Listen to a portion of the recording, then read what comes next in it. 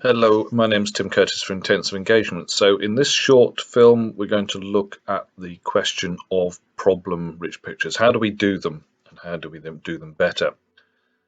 The first thing we have to think about when we're approaching rich pictures is they're not just a nice picture, and they're not just a component of parts, but they are a technique to allow us to understand how other people see the world.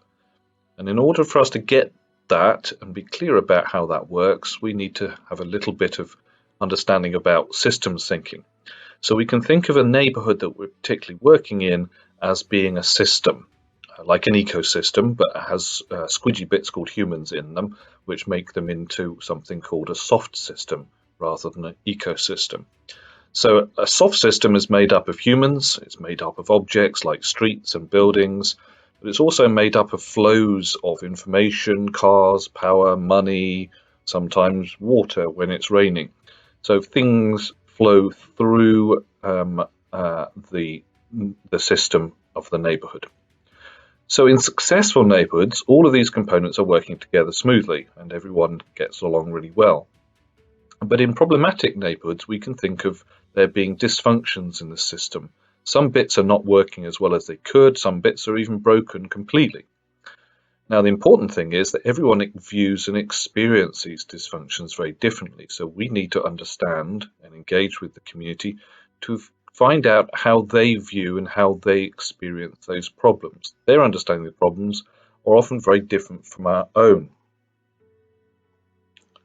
So when we're doing rich picturing, we're asking people to demonstrate and to explore on a piece of paper their perspective of all the bits of the neighborhood that we're interested in. Here's a rich picture about rich picturing, really, and we can start here thinking about we have a problem situation of a neighborhood and we want to get various members of the community to draw their rich pictures together, and all those thoughts, ideas and feelings go into these pieces of paper. We can do it separately with individuals, or we can do it together as a group and draw a group picture, and we can bring lots of different pictures together into a consistent or a composite rich picture together. And we can work our way through the stages, learning more about it as we go on.